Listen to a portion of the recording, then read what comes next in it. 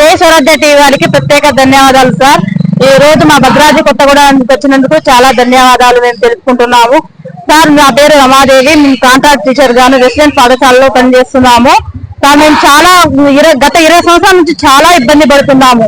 ఎక్కడో మారుమూల ప్రాంతం నుంచి మేము చాలా మహిళలు అయితే చాలా ఇబ్బంది పడుతున్నాం సార్. అన్ని ప్రాంతాల్లోనే అన్ని డిపార్ట్మెంట్ లో రెగ్యులర్ చేశారు, ఒక మా డిపార్ట్మెంట్ తప్ప. మేము మా కేసీఆర్ సార్ చెప్పారు సార్ మీకు రెగ్యులర్ అవుతుందని. 3 times మాకు ఆల్రెడీగా సర్టిఫికేట్ ఎడ్యుకేషన్ కూడా అయినాయి సార్.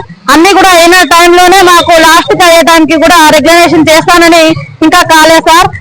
మీ మా డిపార్ట్మెంట్ లో అన్ని రకాల సౌకర్యాలు అన్ని రెగ్యులర్ వాళ్ళకి వర్తించిన బెనిఫిట్స్ కూడా మాకు వర్తించాలని, మాకు రెగ్యులరేషన్ చేయాలని మేము కోరుకుంటున్నాం సార్. మహిళలకి అన్ని రకాల రెగ్యులర్ టీచర్ కి ఎలా వర్తిస్తారో మాకు కూడా సేమ్ అలాగే వర్తించేట్టుగా చేయాలని సీఎం సార్ కి కోరుకుంటున్నాం సార్. ప్రత్యేక ధన్యవాదాలు సార్. జై స్వరాజ్య వారికి ప్రత్యేక ధన్యవాదాలు. మా సమస్యలు తెలుసుకొని భద్రాచలం వచ్చి మా సమస్యల్ని రాష్ట్ర ప్రభుత్వం మీదకి తీసుకెళ్లినందుకు మీకు ప్రత్యేక ధన్యవాదాలు. అయ్యా, మేము గత 20 సంవత్సరాలుగా మేము గిరిజన ఆశ్రమ పాఠశాలలో పనిచేస్తున్నాము. చాలా మంది ఏజ్ బార్ అయిపోయి ఉన్నారు. మాకు ఎటువంటి రెగ్యులరేషన్ లేదు. కనీసం ఎంటీఎస్ కూడా మినిమం టైమ్స్ కూడా లేని పరిస్థితిలో ఉన్నాము. అదేవిధంగా మాకు జాబ్ సెక్యూరిటీ లేదు. మేము ప్రధానమైన డిమాండ్లు పెట్టాము. మాకు మినిమం టైం స్కేల్ ఇవ్వండి, బేసిక్ పే ఇవ్వండి, అలాగే మహిళలకు కానీ సిఆర్టీలు కానీ హెల్త్ కార్డు మంజూరు చేయండి, అలాగే మహిళలకు 180 రోజుల పశువుల సెలవులు మంజూరు చేయండి, మా సర్వీసులను 61 సంవత్సరాల వరకు పొడిగించండి. ఇవే మేము చిన్న చిన్న కోరికలు కోరాం. కానీ రాష్ట్ర ప్రభుత్వం నుంచి ఇప్పుడు 4-5 రోజులుగా మేము నెరవేరక సమ్మె చేస్తున్నాం. మా రాష్ట్ర కమిటీ పిలుపు మేరకు 5 రోజులుగా చేస్తున్నాం. కానీ ఇక్కడ ఉన్నటువంటి ప్రజాప్రతినిధులు కానీ ఎవరు కానీ కనీసం స్పందన లేదు. మరి స్పందన లేదు. ఎవరైతే మీరు స్పందన లేకుండా ఉంటే మా ఉద్యమాన్ని తీవ్రతరం చేస్తాం.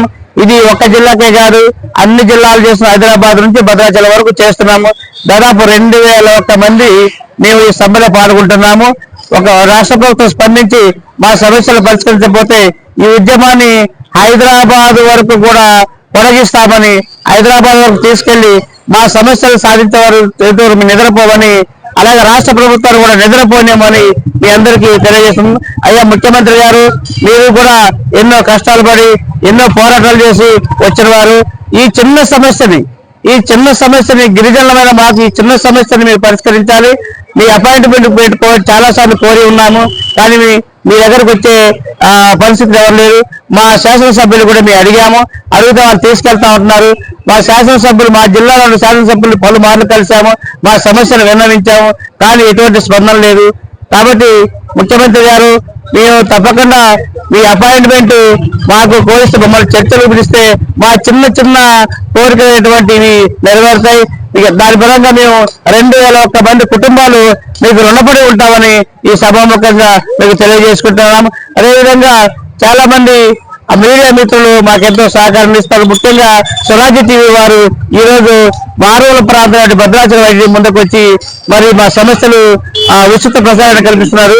వారికి ప్రత్యేక ధన్యవాదాలు తెలియజేస్తున్నాం.